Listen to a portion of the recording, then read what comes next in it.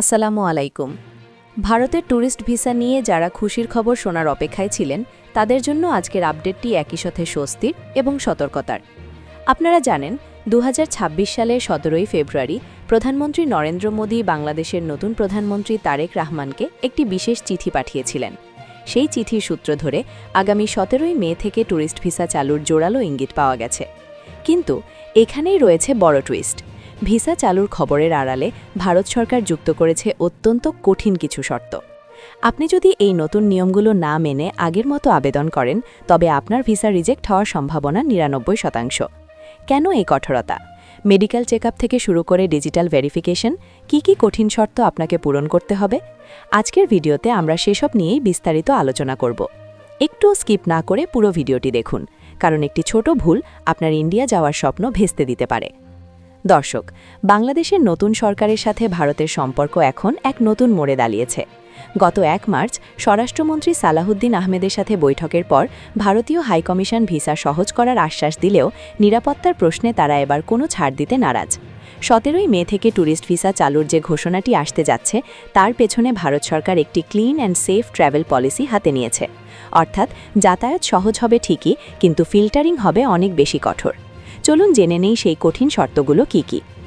এবারের সবচেয়ে কঠিন এবং আলোচিত শর্ত হল বাধ্যতামূলক মেডিকেল চেকআপ। আগে শুধুমাত্র মেডিকেল ভিসার জন্য এটি লাগত, কিন্তু এখন ট্যুরিস্ট ভিসার ক্ষেত্রেও আপনাকে স্বীকৃত কোনো ল্যাব থেকে সাধারণ একটি স্বাস্থ্য পরীক্ষার রিপোর্ট ফাইলে যুক্ত করতে হবে। কেন এই কঠোরতা? ভারত সরকার চায় না পর্যটক হিসেবে কেউ গিয়ে সেখানে স্বাস্থ্য ঝুঁকিতে পড়ুক বা পর্যটন ভিসার আড়ালে গিয়ে অবৈধভাবে চিকিৎসা করাক। এই মেডিকেল সার্টিফিকেটটি ডিজিটাল কিউআর কোড যুক্ত হতে হবে। যদি আপনার রিপোর্টে কোনো অসঙ্গতি থাকে তবে সরাসরি ভিসা বাতিল করা হবে। দ্বিতীয় কঠিন শর্তটি হল আপনার পেশাগত এবং ঠিকানার ডিজিটাল ভেরিফিকেশন। এখন থেকে শুধু কাগজের ট্রেড লাইসেন্স বা এনওসি দিলে হবে না। ভারতীয় হাইকমিশন সরাসরি আপনার প্রতিষ্ঠানের সাথে যোগাযোগ করতে পারে অথবা ডিজিটাল ডেটাবেস থেকে তথ্য যাচাই করবে। তৃতীয়ত, আপনার ভ্রমণ পরিকল্পনা বা আইটিনারি।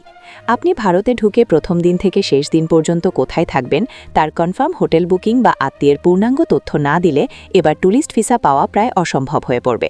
কোনো ভুয়া বুকিং দিলেই ব্ল্যাকলিস্টে পড়ার ঝুঁকি থাকবে। আপনারা হয়তো ভাবছেন একদিকে খরচ কমানোর কথা বলা হচ্ছে, অন্যদিকে শর্ত কঠিন কেন? আসলে ভারত সরকার চাইছে কোয়ালিটি ট্যুরিজম। ঢাকা কলকাতা বা ঢাকা শিলিগুড়ি রুটে বাসের ভাড়া এবং ট্রেনের টিকিট সহজলভ্য করা হচ্ছে, যাতে সাধারণ মানুষের সাশ্রয় হয়।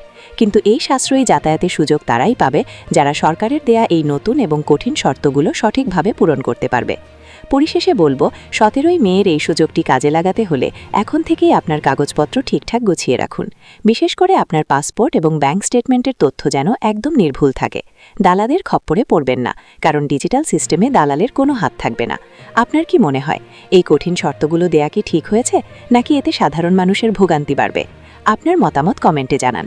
ভিডিওটি ইনফরমেটিভ মনে হলে শেয়ার করুন এবং পরবর্তী আপডেটের জন্য আমাদের চ্যানেলটি সাবস্ক্রাইব করে রাখুন। দেখা হবে নতুন কোনো ভিডিওতে। আল্লাহ হাফেজ।